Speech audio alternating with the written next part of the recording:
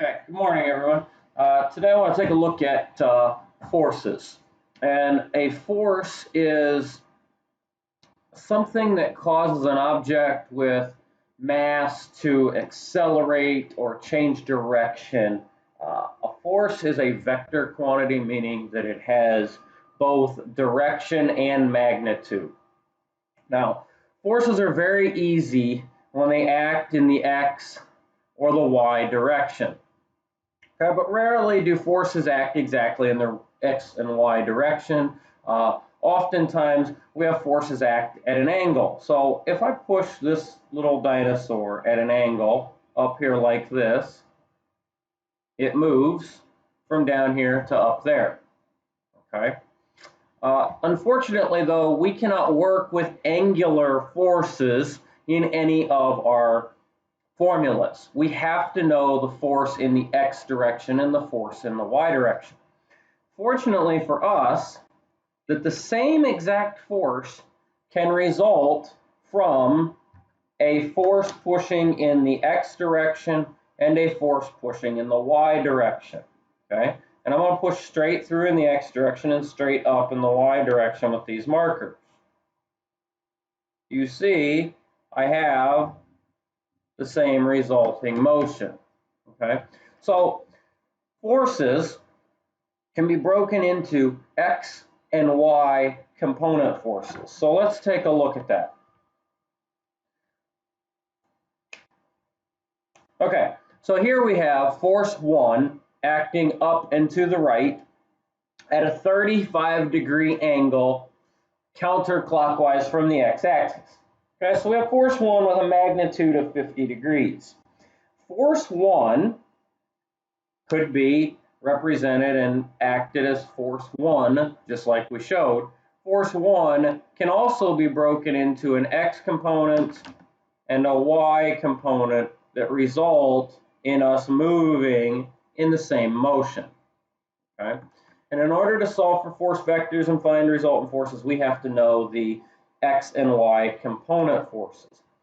So the very first thing that we do is we're going to break this force out in a free body diagram here into x components, force 1 sub x, and we're going to break it into a y component,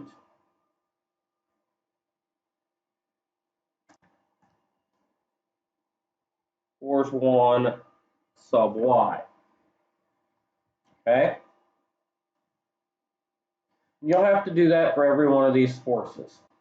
Now, we reviewed right angle trig the other day for this very reason, because everything that we do here is based upon right angle trig.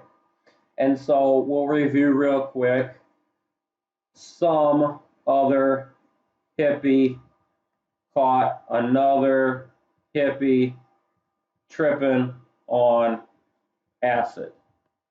Okay, some of you know it as SOHCAHTOA. I find this one as an easier one for people to remember. So we're going to use those formulas. The sine equals the opposite over hypotenuse, cosine equals opposite over adjacent, tangent equals opposite over adjacent, to solve for these x and y component forces. Okay, I'll scooch up here. And what we're going to do, since my angle is given to me here, I'm going to move my y component force over to here to make a triangle. Right? And I want that triangle to contain the angle I'm given. If I was given this angle, I'd move my x component force up. But in this case, I'm not, so I'm going to move my y component force here to say force 1 sub y. All right. And you see how now I have formed a right triangle. Okay. So to solve for the x and y component forces then becomes very simple. It's a matter of using your trig functions. Now let's review real quick. This up here is the hypotenuse. The force 1 sub y is the opposite side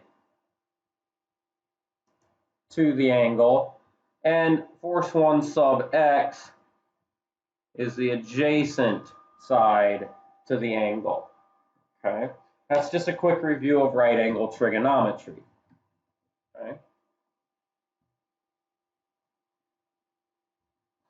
All right, so if that's the case, then we know from some other hippie called another hippie tripping on acid that the sine of angle theta, 35 degrees, so we know that the sine of 35 degrees is equal to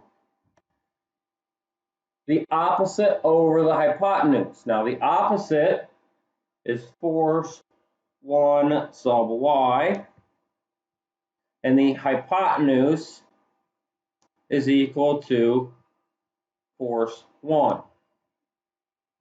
So we know the sine of 35 degrees equals the magnitude of force 1 sub y divided by the magnitude of force 1. We also know that force 1 equals 50 newtons. We do not know what force 1 sub y is. Okay. So if we look at that, sine of 35 equals force 1 sub y divided by 50 newtons. To solve for that, we simply multiply the entire thing by 50 newtons. We get 50 newtons times the sine of 35 degrees equals force 1 sub y. And then if we bring in our calculator, you got to make sure you're in degrees mode. If we bring in our calculator and I take 50 times sine of 35 degrees, and we hit equal, we get 28.68 newtons. So force 1 sub y equals 28.68 newtons.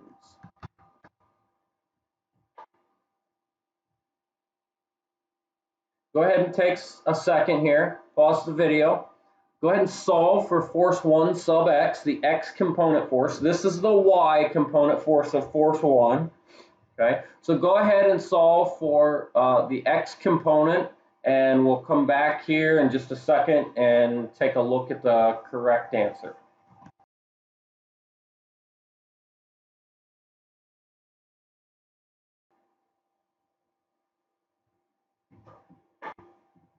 All right, so hopefully you were able to figure this out. 35 degrees force 1 sub x is the adjacent side of the angle. So when we look at our some other hippie called another hippie tripping on acid, the adjacent and hypotenuse are the two that we know. So we're going to use the adjacent. Hypotenuse, we'll use cosine. So the cosine 35 degrees equals force 1 sub x divided by force 1. Then it is just a matter of solving just as we did before. The cosine of 35 degrees equals force 1 sub x over 50 newtons. Multiply the whole thing by 50 newtons. We get 50 newtons times the cosine of 35 degrees equals force 1 sub x. So We get out our handy dandy calculator here. 50 times cosine 35, we get 40.959896. So force 1 sub x equals 40.96 newtons. Okay, and that is all there is to your homework for today. What we're going to do is I'm going to give you about 6 problems to solve for the x and y components. This is step 1 to finding a resultant force as far as that goes. Okay, so I hope that this makes sense. I hope that you have found a routine in all of this and that you are doing well.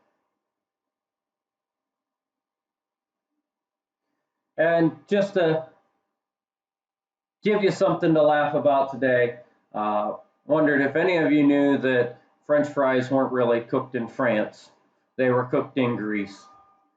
Have a good day.